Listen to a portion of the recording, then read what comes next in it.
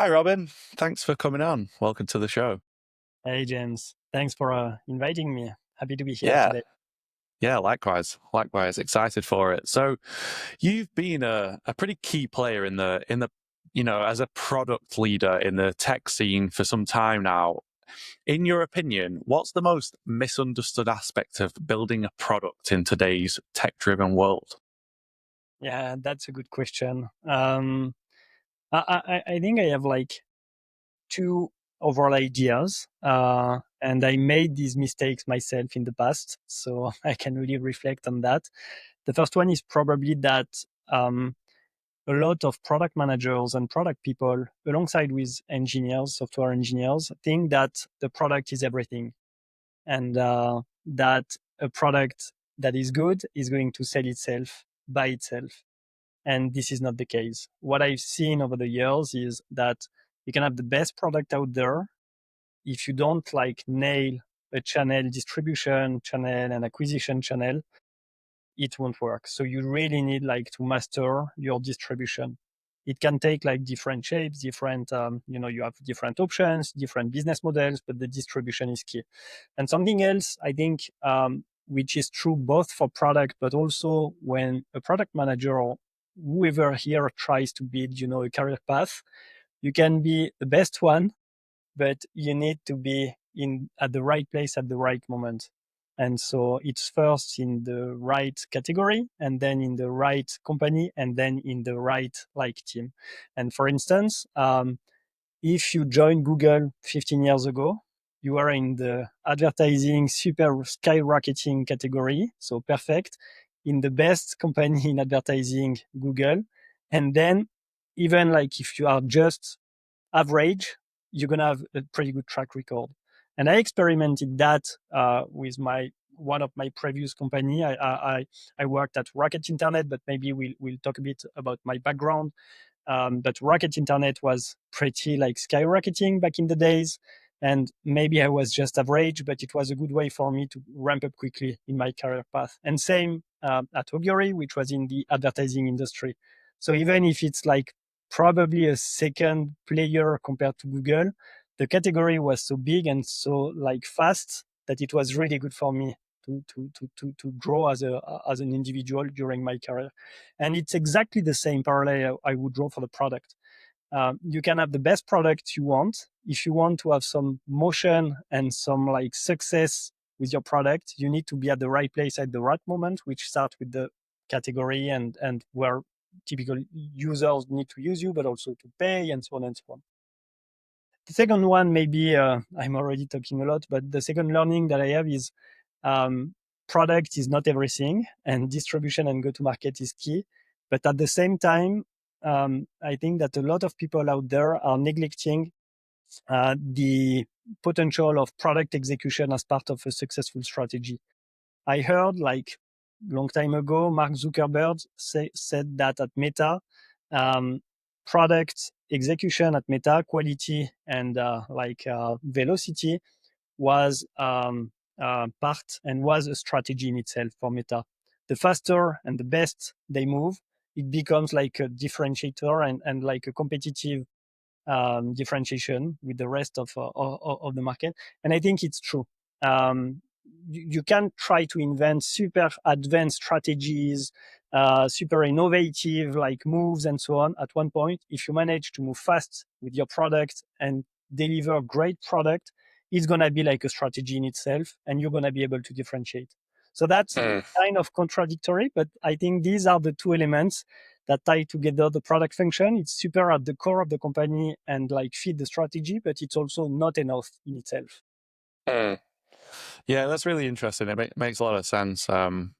Everything you kind of said there, I suppose it's the age-old adage of, build it and they will come, which is, it's not the case. You've got to get the go-to-market motion and that strategy right, and the timing, right place, right time, like you said, and then obviously, the execution of the product, and moving with speed in the right direction based on feedback as you iterate and improve. Um, yeah, how much would you place? Yeah, so I mean, timing. How much would you place to? Because you've been in some moments where it sounds like the right place at the right time. What are your thoughts on sort of luck being a factor? Look, sorry. Yeah, luck, as in, do you think luck plays a factor into that, being in like the right place at the right time, or do you sort of engineer it that way? What are your thoughts on that? Yeah, that's the pretty hard one. I think that, or to be honest, I thought a lot about it, because if it's not about luck, it means that you have a complete control on what you do and how successful you can be. Mm, And somehow I think it is, but somehow I think there is part of luck as well. mm, And so I think that you need to be super open-minded. You need to really like embrace what's new. So it's all about reading news and so on, but also like discussing what you do with your podcast. For instance, you discuss with a lot of leaders, and it's a way for you, to take a step back, to keep a fresh eye and so on. So I think that you need to be curious at any stage, mm, but it won't work 100%. I have a close friend, to come back on like to this Google thing. We were, we were studying together. It was like more than 15 years ago. Google was already like more than 50 years, maybe like 20 years ago. And Google was already like a great company, but it was really in the early days, and no one could have predicted what they became later. And so there is mm, a sense of luck in this. If I take like a closer example to me, when we started at CLAAP, we wanted to become like an asynchronous meeting platform. What we wanted to do was to create a better Loom. Loom was great. They built a fantastic product. They invented the record button of the internet. One click, super seamless experience, and you can start talking, and then you send the video, seamless. What we wanted to do was to rely on this category, to go one step further, and to help people make like decisions within the platform. Because when you send a Loom, you won't have a discussion. It will just like trigger an exchange, but it can be a follow-up meeting or a Slack discussion and email. So we wanted to kind of hijack this category and try to make something more relevant than Loom when you want to have an asynchronous and remote team. The problem is the category itself didn't work. We started CLAAP in 2021. Everyone was talking about remote work, asynchronous. We raised pre-seed on just like slides. The topic was super hot. And 2 years after, people want to come back to the office, and no one is no longer talking about like the endless painful meetings. And this is, to this extent, I think there is a big sense of luck, because we couldn't have predicted that this category would collapse. And even today, I think that Loom had a great exit with Atlassian, but they were super lucky, and probably Atlassian overpaid for that. And now, if you have a look at the category, it's just like dead. mm, You only have like small and niche players, which is great, but it's definitely not what I would call a massive category. mm, And here, same. So luck is part of it, but you need to be aware. You need to be super like relentlessly think about the where you are, and if you need to change or not. And then it's a question of resilience. And you need some resilience somehow to succeed, but you also need to really always be ready to embrace something different. So mm. that's hard. That's an hard question to me. Yeah, no, for sure it is. It is, and I kind of just threw that in there because it's always interesting to know, it's the entrepreneurial mindset around, that thing, because entrepreneurs, that they're never victims to circumstance, so it's an interesting kind of philosophy around the timing and look, how that plays a part. But you almost create those opportunities, or you're always looking around for them and then capitalizing on them. So, it is an interesting thing. But But it's a really hard question. And for me, when you think about the essence of like entrepreneurship, there is this exactly what you say. You want to embrace your mission and your mm, vision, to work for it, to make it succeed, to claim it to the world. But at one point, you also need to know when to change, whether it's mm, like a minor change, or when you need to really like do a massive pivot, as we did for CLAAP. And this limit is super hard to grasp. Whether mm, you need to relentlessly work on what you do, and at one moment it's going to pay off, or whether you need like to divert from your initial plan. And this moment is really hard. The way I like to uh, picture it, that helps me on a daily basis is, um, you can see us as looking for a maximum, global maximum, instead of a local maximum. So you can try to optimize on a daily basis on what you do, and you're gonna like climb the small hill that you have in front of you. What you want to do is always to try to think about the next step within 6 months, within 12 months. If you manage to like climb this small hill, is it okay for you in terms of trend, or do you really need like to have what I would say a break, a full change of trend line? And so are you looking for a bigger mountain somehow? And so it's always this like, not only about the present, but where you want to, what you want to reach and where you want to land within 6 months, 12 months. And it's super important to project yourself, because otherwise when you are in your daily basis, daily routine, it's super hard to take this step back and know if what you are doing is just chasing a maximum local or chasing a global maximum. Yeah. Yeah, that's great. I like that analogy. And you're out there in the Pyrenees Mountains, running all the Yeah, time. I see a lot of, I climb a lot, so now it's even better for me, For this. sure. Yeah. So so you kind of touched on it a little bit, but can you share a little bit about your journey up to founding CLAAP and how it's influenced your entrepreneurial path? Yeah, it has been like, before my founding CLAAP, sorry, it has been a long journey, 15 years in product management. From day one, I knew that I wanted to create stuff, create apps, to create projects. And I created a lot of side projects over the years. But really, what drove me into this product management expertise and position was probably, I think, my own and very personal answer to the bullshit jobs. We hear a lot about, all these jobs, and whether you are here or not here, it won't change a lot. It's kind of the nightmare or the curse maybe of the white collars.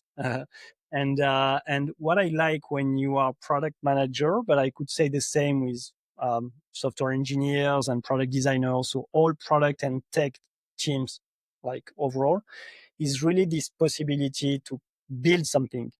Of course, it can be immaterial when it's an app or a website, but you really build something. Before you, there was something, and after you bring something different, something new.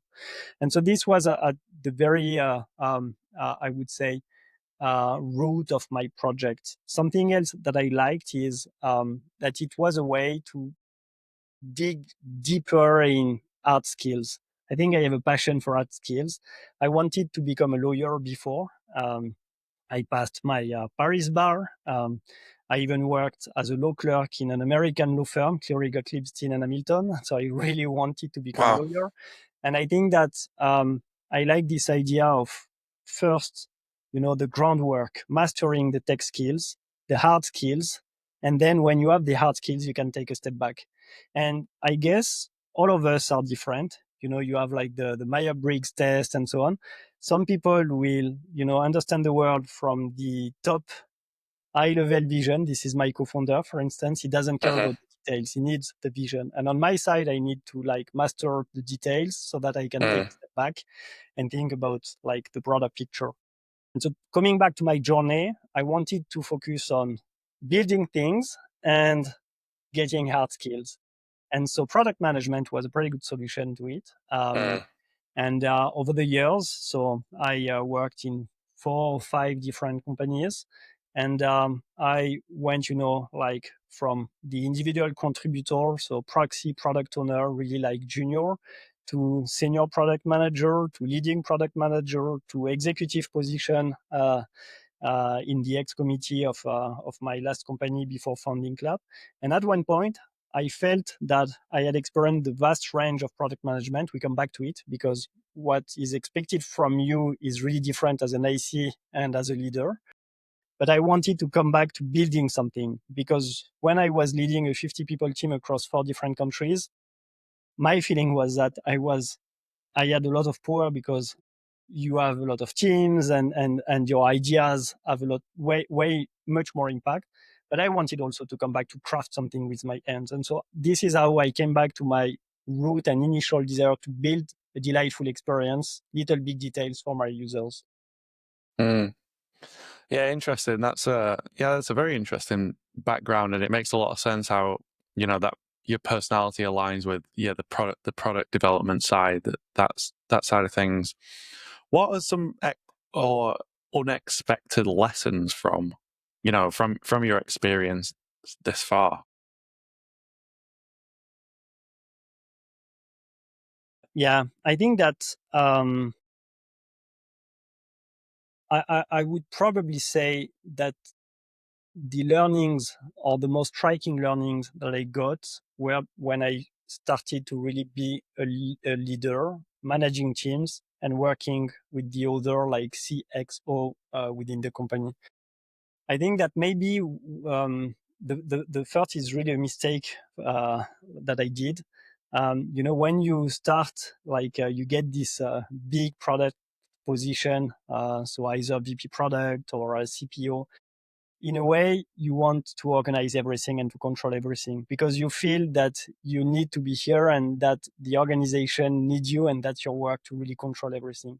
And so maybe I guess that I brought too much of, organization, but also processes, structure, and I brought some rigidity within the organization.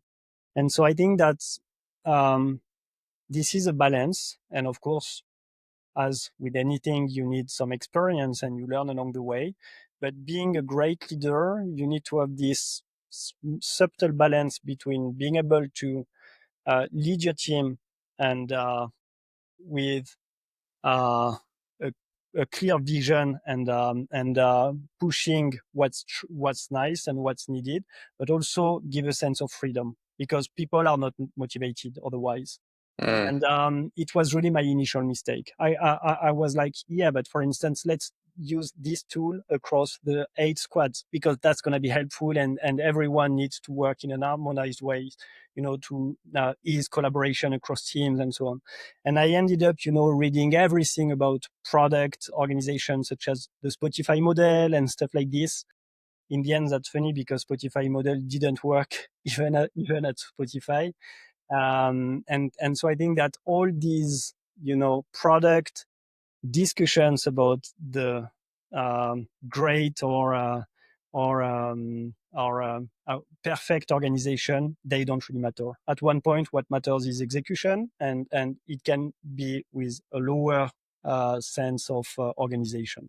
mm, The yeah. second one maybe was really about when you start being on the leader part, it's more about being friendly and some people will call it politics.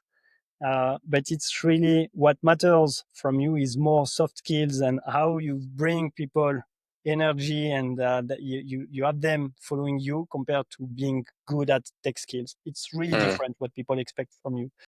And at Oguri, for instance, that was interesting because in a couple of years, I became VP product and I had like a really good personal career track. And at one point, most of the C-level, they left because, there was like a big change in the company and yeah, sometimes companies go through like hard moments and most of the leading team change. And I realized that all the relationship, the bond that I created with the previous team, I didn't really add, like the grit to create them with the new team. And I didn't change along the way. My skills were the same. I was the same. I think that, yeah, nothing changed on my mind, but I was just not, ready to do the extra mile to be again friendly with the new team. And somehow I started to be a bit off this team.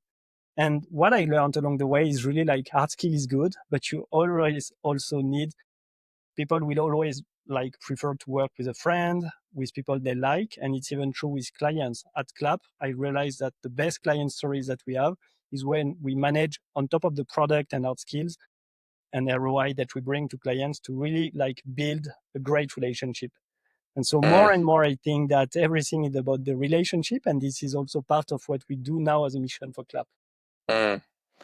Yeah, really interesting journey, and yeah, leading up to that sort of conclusion that relationship is a huge part of the journey. And um, so what prompted you to? So you're a leader in the product teams of some pretty big companies. What prompted you to sort of take that leap into your own, founding your own company? Um, yeah, just as I mentioned at one point, it's part of you need to follow your own trend and your own trend line. And my journey was to become like I wanted to have the perfect and comprehensive product skill set. So it started as an IC, and then step by step getting more experience and more seniority. But at one point, when you are leading this 50 people team and sitting with the rest of the executive committee, your next move is what? Either you stay in the same company because you have really something, I would say, emotional, and you want to stick with this company and mission for long. It was not the case for me. Advertising was definitely not something I wanted to invest on a long time. The second possibility is to land another position in another company, so you can, you know, I would say, um, just leverage your skill set, but in a Mm, different environment. And that would have been nice. But what I wanted to do was really coming back to the reason I created, beyond all the question of ambitions and so on. The reason I started this career path was, as I said, creating things and building delightful users experiences. And I like this art skill set being on the groundwork. And so that's why somehow I started to think about CLAAP. Then, of course, there is the idea, and you need to bring with you some co-founders. So there is a team, there is a momentum, but the real reason is I wanted to build something. mm, Um, and maybe there is a second reason. One of coming back, like to your initial question about my learnings as a product, a product won't sell alone. And I felt that I had pretty good expertise on product, but very limited expertise on how to get dollars where they are. And I mm, wanted to test myself really without a CEO or someone or a CRO or whoever that would make this job for me. I really wanted to be in first position mm, and first place to really say, okay, now this lies on my shoulders and I need to grow the revenue on my own. So it was kind of a personal test. mm. Yeah, that's really cool. I really like how you, how you kind of you were thinking that through in your journey, and it's like, yeah, this is the next challenge, that you really want to embrace and learn from for your own growth. How do I you? don't know how you manage on your side, for instance, but I like to have this cartography, this mapping of. I say a lot skills. It's not so much about skills, but during a typical day, you have these things that you like to do, and Mhm, once they were called like genius, areas, and you have these areas where you are not good at, and you won't be good, and you should probably delegate, and you have these areas in between where you would like to grow, but you know that it's a bit painful. And mhm, so it's all about when you want to grow yourself as an individual people, you want to of course like leverage your genius areas, but I also always like to see my blind spot and try to improve on them. And so mm, it's kind of again on the balance. And so CLAAP was really like founding a company was really a way for me to rework a bit my personal radar. mm. Yeah, yeah, yeah. Really interesting. You're in a so Clap's in a very competitive space. If you sort of position it against other AI sales tools and that kind of thing in that market, how do you position yourself and differentiate yourself to compete? Yeah, I think that CLAAP solves a very critical problem. Despite the AI push, companies usually like capture less than 5% of the value from the most valuable data source, which is customer conversations. Mm, Because if you think about it, at least in B2B, customer conversations and interactions capture maybe 100% of all the critical business signals. Mm. And current solutions like basic note takers focus only on short-term meeting follow-ups. They are personal assistant. They do it well. You have perfectly crafted notes sometimes, but it's not so much designed to really inform the company and become the brain and the memory of the company. You have also revenue intelligence platforms such as Gong or Chorus, and they created closed ecosystem. The problem is their ecosystem is limited to sales enablement and coaching, and they are not really designed to output, externalize all this data to empower third-party solutions. And so that's why we created an open and flexible data platform that structures all the conversation data and makes it truly actionable. You can think of us as Clay. I'm pretty sure your audience will know about Clay. Mhm. Pretty successful. So we are a bit like Clay, but for internal conversation data. Instead Mm. of having a lead and enriching it with third-party data, what we do is we instantly let you mine business questions in your customer interactions and feeding, like creating your own data sets. Could be any type of question. For instance, do my leads or clients want a mobile app? If you are a product builder and you want very specific product questions, or it could be pricing questions, objection questions, sales questions, and so on. Yeah, I really like it. It's really, it's really smart when you think about it like that. I do love that, and I genuinely think, it is that it's exactly as you say, the data that's within your company, within your customer conversations, how to organize and structure that so it's easily accessible, and available in the right context. I really like it. Everyone Makes a does lot it of out sense. there. Everyone, each time we talk to someone, they use the API. There is one to export the transcripts, Mm. and then they create a repository with all the transcripts from the clients. They create a massive RAG, and they try to do it like in-house. But there are several pitfalls with this approach. Is building a RAG is super hard, and it's not only about a RAG. Like you also want to categorize all your findings and to enrich the RAG with other like semantic searches and so on to really make it Mm. more efficient. And that's why I think our vertical positioning around sales and customer interaction makes sense.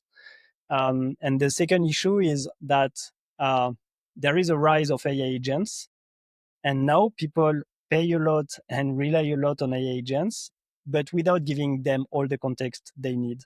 And everyone talks about, in these days, about how powerful LLMs can be, whether it's OpenAI, Meta, or Anthropic. My feeling is that, of course, we can still see some improvements on the powerful part, but it's more about integrations and context. And for integrations, you have this coming and rising MCP protocol that's going to be super helpful. And we fully embrace that with CLAAP.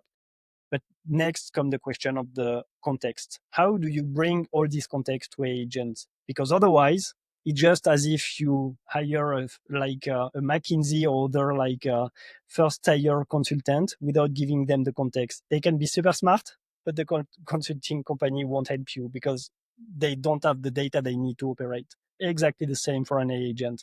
So we are on a mission to empower the AI agent with this kind of brain contextual memory of the organization. Mm. Yeah, yeah. Yeah, and sort of since your pivot, it's pretty impressive growth right now. And what are your sort of growth strategies and channels? Like what's working the best for you? No, I will detail, and happy to detail, but the before and after, so pre-pivot and post-pivot, I think the main difference is what I said earlier about the luck, being at the right place at the right moment. Because interestingly, we didn't change so much. Um, of course, we changed the positioning, the narrative, how we position ourselves, and I can come back Mm. to it because it's super important.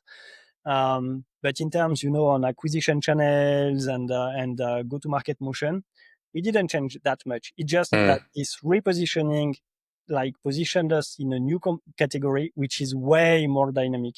And so, Mm. even if we are truly average and not better as a company and as a Mm. product, we are in a better company. And so the MRR is probably like the growth is 3 times what it was before, 3 or 4 times what it was before. So that's really the main aspect. And so then what we changed, first we changed the positioning.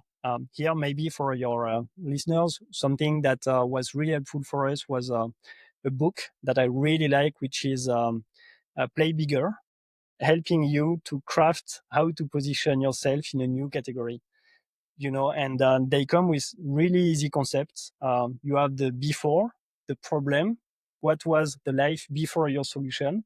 What is the life after your solution like present? This is kind of the promised land or desired land. And you have your POV, so proposition of value, to really make your clients switching from the before to the after.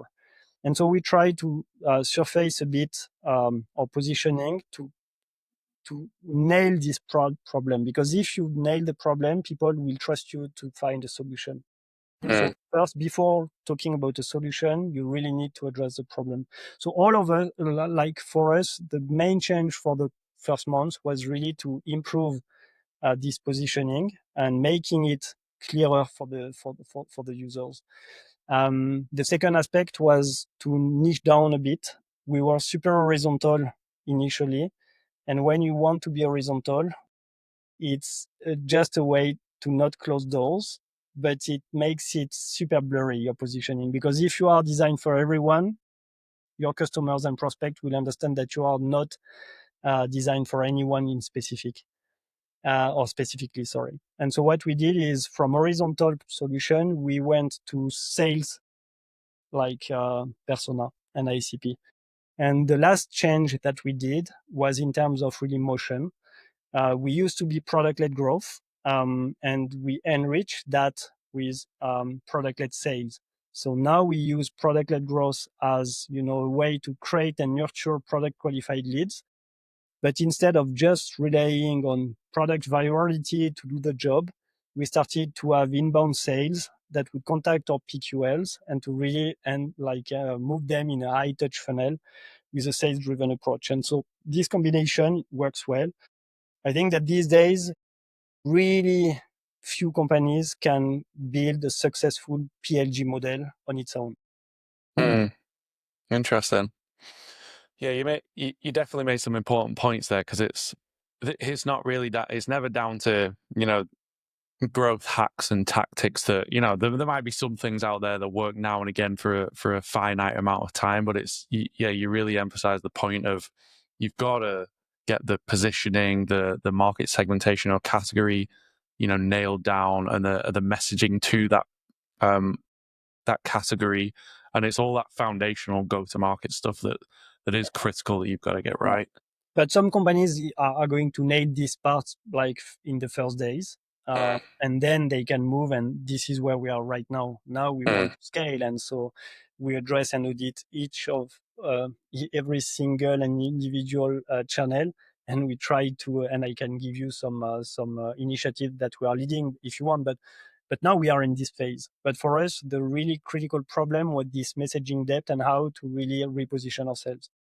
So that depends, I guess, on the context. There is no magic recipe here. It's really about how can you make sure that you have a great understanding and audit of your situation, and you see what's the most urgent problem to address. Yeah, absolutely. And then when it comes to growing your team, obviously that's critical. Building a startup, growing a startup, and then what's your strategy for hiring talent that aligns with your company vision and culture and all that? I'll come back to this question, but just one addition, if you're okay. I think that one of the big learnings I have to share from this first part of the journey with CLAAP is our role as founders in the early days is not to develop the company only. I mean, it's to close doors, to learn and close doors. And so I think that for too many years, like for 2 or 3 years before the pivot, I was always trying to take the decision that would bring an opportunity, but that would not necessarily be contrarian enough to close another one. And so we added complexity. You add a feature, it brings an opportunity, and you don't really see that it's also giving, a more complex solution and product to grasp to your users. You say, okay, I can work for, I don't know, talent acquisition teams. So you add them on your website to your potential persona and solutions, but then you don't see that product managers and designers that were the initial target don't really understand why they are uh, mentioned as well as talent acquisition. And they start to feel maybe this product is not really specifically for me. And my point is, for 3 years, I tried to open doors. And Mm, for the last 12 months, I tried to close doors. And I mm, think that it made us it forced us to do our decision, to make our decisions, to cut like previous clients, to cut a lot of our existing business, to cut a lot of things. But then you move faster, and it's again like feeling that okay, you can try to open a door to reach your local maximum, but what you want to do is to close the door of the local hill to get the bigger mountain. So I just wanted to add this because I feel that it's a mistake I did, and I mm, see it again and again and again. What we need to do as early founders is not to open doors; it's to close doors. mm. Yeah, yeah. No, again, it's a really important point. And I mean, that's difficult as well to almost say no to opportunities when you feel there's opportunities there. And how do you navigate, whether an opportunity is right or whether it's just going to add more complexity? How do you kind of gauge that? That's a really good question. And I think that first you need to know yourself. I know, as I said, I focus a lot on hard skills. I kind of have an engineering state of mind. Mm, And so I like to balance all the doors and say, okay, like it's better to open all the doors and just as, in a board game, where you want to put everything fine for the next round. So if you have this typical state of mind, what you need is to force yourself to be super pushy and contrarian.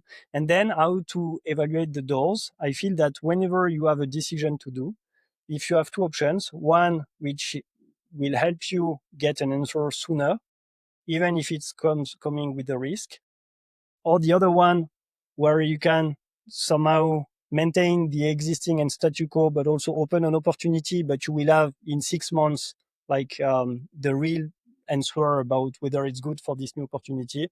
You think about the short term, which is in my case, in my example, the first answer. Maybe I was not so clear here. My point is, when you create your company, you need to think about weekly decisions, daily, weekly decisions that you can see the impact super quickly, and mm, not keep things open for a monthly or yearly impact. You won't mm, be here probably in 1 or 2 years.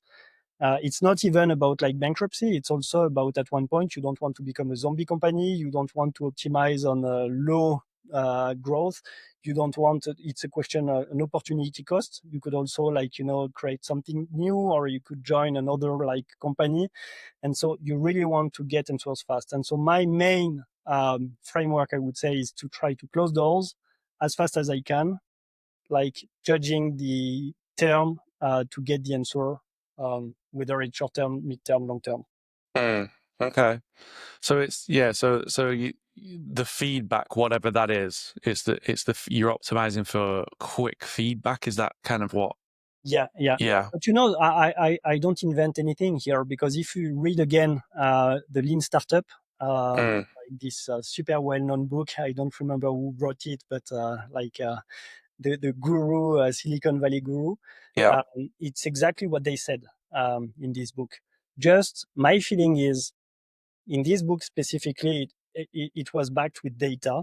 And I feel that, of course, you need data, but when you try to really you need to have the relevant size of your group, data points, and so on. Otherwise, there is no statistic significance.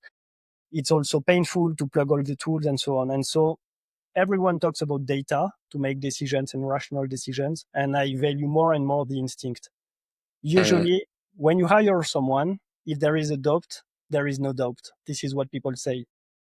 With a decision and with business like critical decisions, if there is a doubt, whatever the data, there is no doubt. And so it's up to you to assess whether you want to gain velocity and move faster with a bit less data like control, or if you really want to back the data, the decision with more data.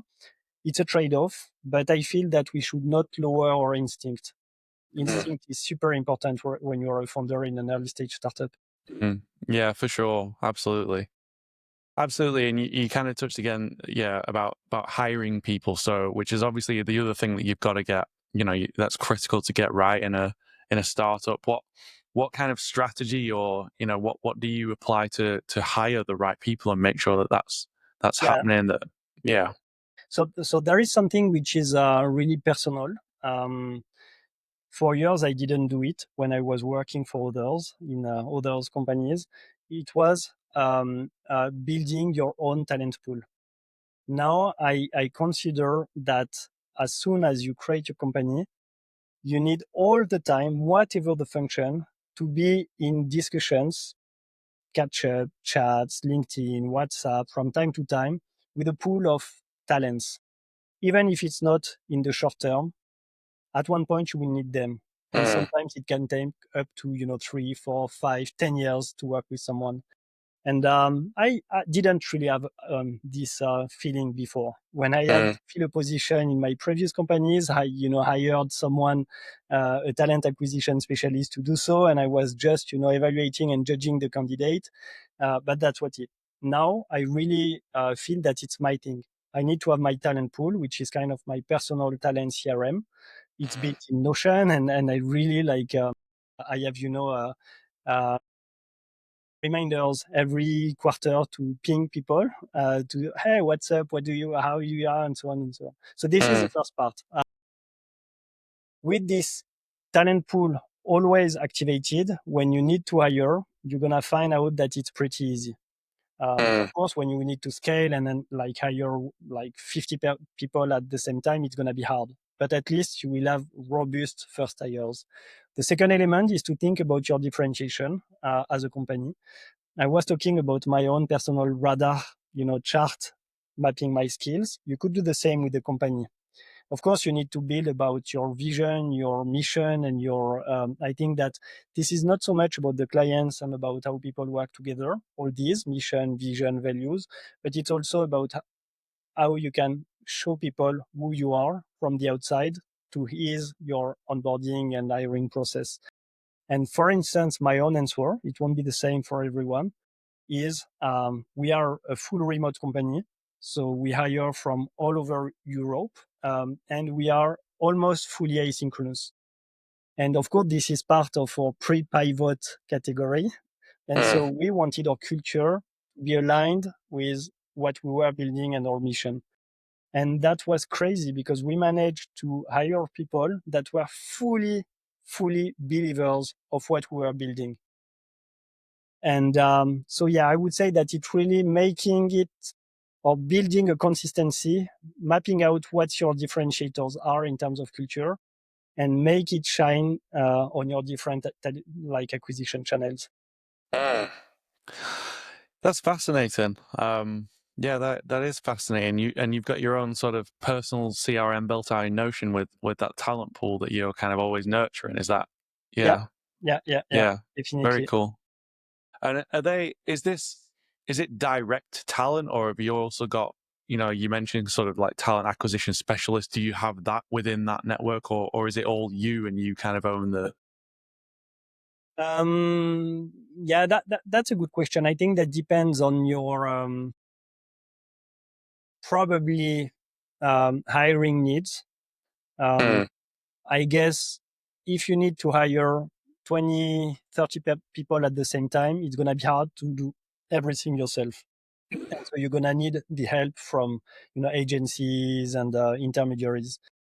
My feeling is as long as you can skip it, that's better because no one is going to be better positioned than yourself as a founder to really make people excited to join you. Mm, We cannot, whatever the company, whether the company is skyrocketing, whether it's kind of suffering or whatever, there is this CEO position. When the CEO talks to you, it means something. And it's true with the clients as well. You could, mm, rely on third-party sellers, external BDRs, SDRs, whatever. I think that the first millions of ARR, they need to come from founder-led, because clients, they accept not to work with a bigger competitor just because they access you and they mm, can get your vision and get your specific support and they like you. And again, we come back to relationship. So my point is cut intermediaries, whether it's sales or hiring, it's the same. As long as you can, you cut. At one point, of course, it doesn't scale. When you are 1,000 people in the company, you won't be able to proceed this way. But in the early days, there is no doubt to me. mm. Yeah. Yeah, absolutely fascinating. What for aspiring founders, what's one actionable piece of advice that you give to them to help them prepare for maybe the next possible pivot or, a change in direction? Um, I would say that pivot is part of the journey. It's not a big word that you need to avoid, or it's just like part of the journey. If it happens, great. If it doesn't happen, great. But there is a sense of normality in this. And so I think that this projection, thing that I mentioned earlier, you draw your stats, KPIs, month after month, and you map a projection within 6 months, 1 year. Do you feel that it's okay?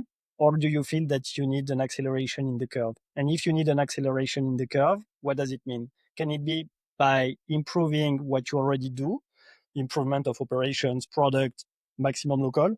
Or do you really need to take a step out, think out of the box? And maybe that's when you start thinking about this pivot thing. The Mm, second element, really for early stage founders, and it's a mistake that I did.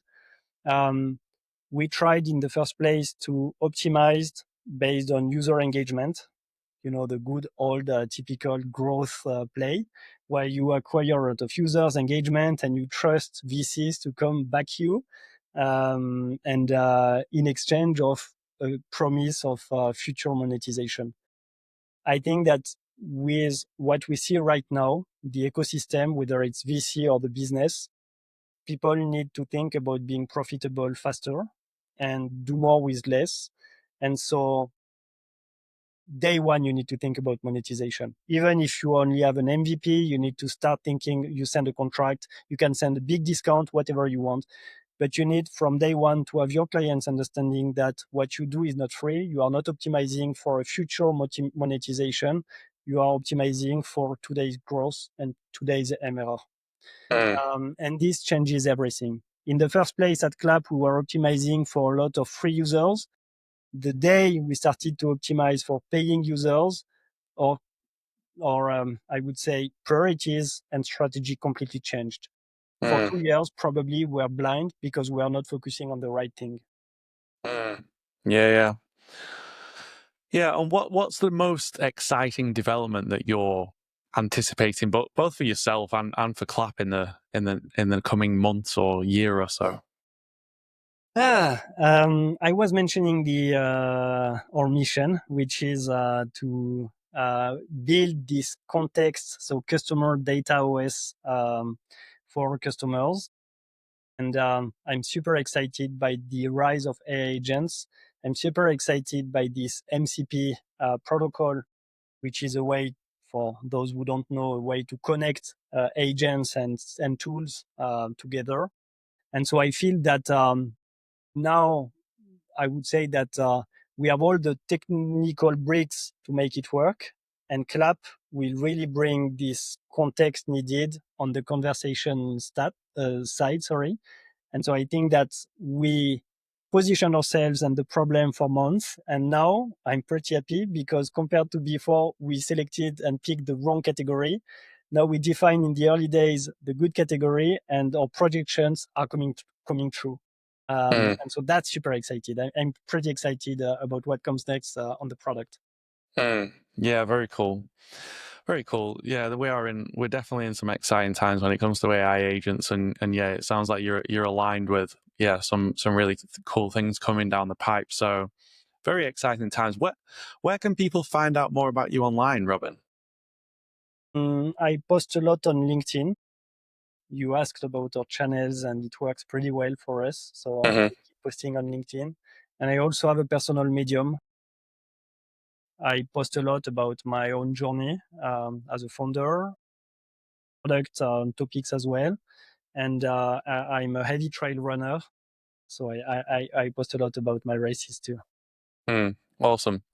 Yeah, well, I'll put your LinkedIn in the description in the on the at the below the podcast, and yeah, I really appreciate having you on, Robin. It was a great conversation. You shared some really good insights that that I haven't heard before on this podcast, so I really appreciate it. Um, and yeah, I'll be watching the growth of CLAAP with great interest. Thanks. Thanks a lot, James. It was Thanks. nice to be here today. Yeah, likewise. Likewise. Thanks a lot for coming on.